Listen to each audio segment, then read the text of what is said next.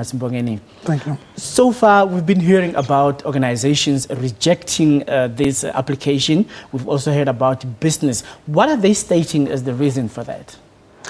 Well, pretty much everyone who has had an opportunity to speak to NERSA or, during these public hearings has opposed to this application, mainly on the basis that it's simply unaffordable. The economy at the moment is not doing great.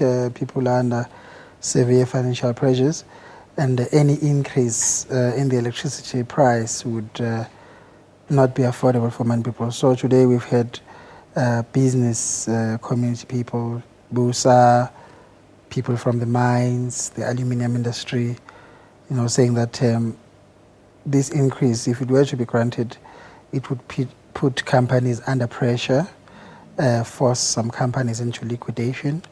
In the case of mines, it might cause some mines to close down shafts, lay off people, and so on and so on.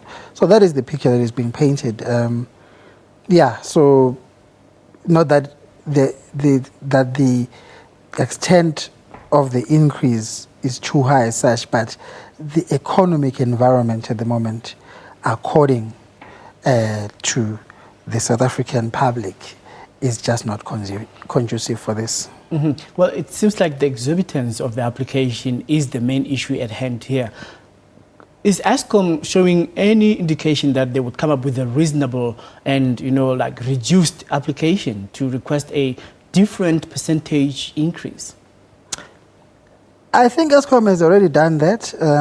When this application first came to the fore, I think they were asking for an extra 12% on top of the 8% that was already granted in the multi-year determination, which includes the current financial year. So they were allowed to increase tariffs by 8% up until this year. So this is an extra or an added percentage increase that they want.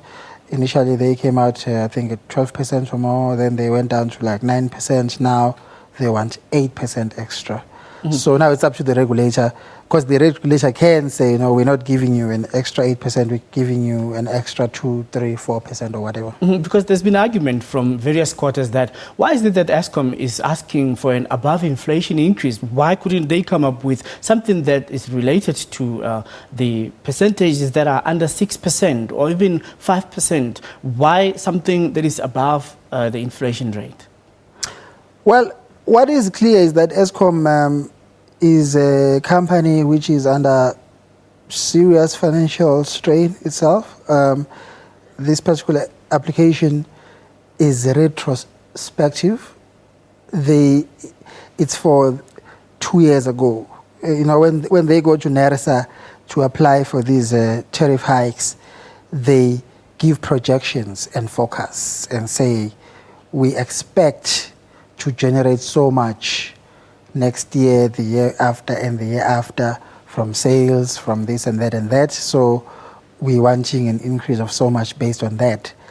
If they fall short on those prediction or forecasts, the rules, the current regulations allow them to make a special application to say, in 2014, we were expecting to generate so much. We fell short by so much. So we want to be allowed to increase prices this year to make up for that shortfall. So that's what we're dealing with here. Already, there is talk now public that Eskom needs a lot of money to finish the power stations that it's building, Medupi and Kusile, billions of rands. It's been borrowing in capital markets and so on, but it's not enough.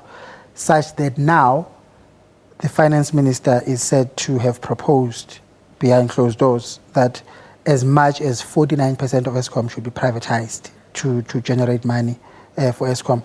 Already, COSATU has rated publicly to this report saying that it will fiercely oppose this. So Eskom is in financial difficulties, and privatization is back on the agenda on a serious note right now for Eskom, as it seems. All right, we're going to have to leave it there. Mbongeni Muthwa, who is our economics reporter, well, definitely Eskom under dire financial constraints and various organizations opposed to the 8% tariff hike. Well, let's